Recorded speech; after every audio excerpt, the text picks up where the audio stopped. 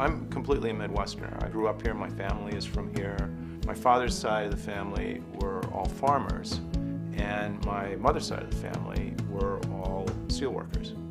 The electric industry was invented here. Mobility of people was invented here. Transformation of the agricultural economy was invented here. And we are living with legacies that are not up to what people had once invented, and we have a need to reinvent. I have to say the Midwest is a target-rich area. There is a lot to do.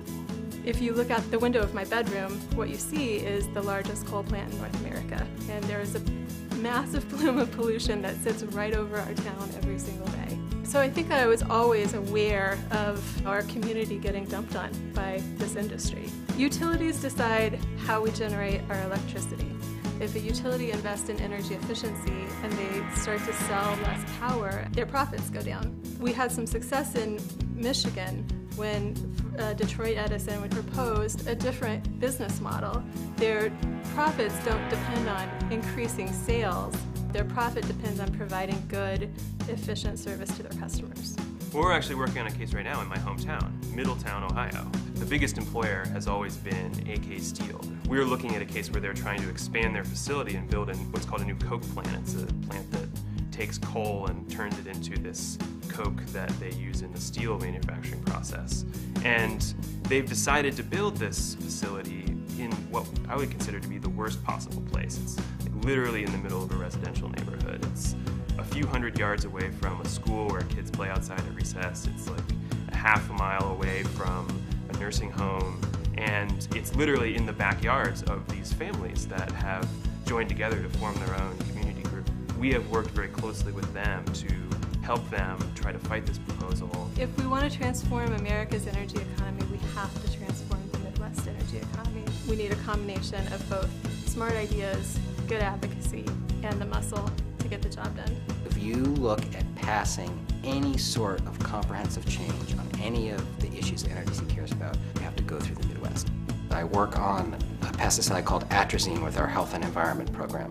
Atrazine is a chemical that's used by farmers.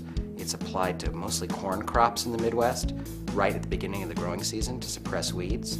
It runs off into water, into streams and lakes, and into underground wells, and it ends up in our drinking water, and it's poison. It's a chemical that at very low concentrations literally turns male frogs into female frogs. It turns them into hermaphrodites. It makes them grow female sex organs. NRDC is working at all fronts to address the problem not only of atrazine, but of all of the kinds of chemicals in the class of atrazine. We're doing that in Washington, D.C., in front of the Environmental Protection Agency, at the state level, in front of state agencies in Minnesota, at the legislative level, and at the local level by putting out reports and information to consumers to let them know about the atrazine levels in the water they're drinking and things they can do to reduce atrazine. We should be looking at whether there are new technologies, new 21st century solutions that will allow us to live more sustainably. What NRDC brings is a really unique combination of the research and policy expertise and the political and legal savvy and a strong membership. You have to be staffed up and ready to fight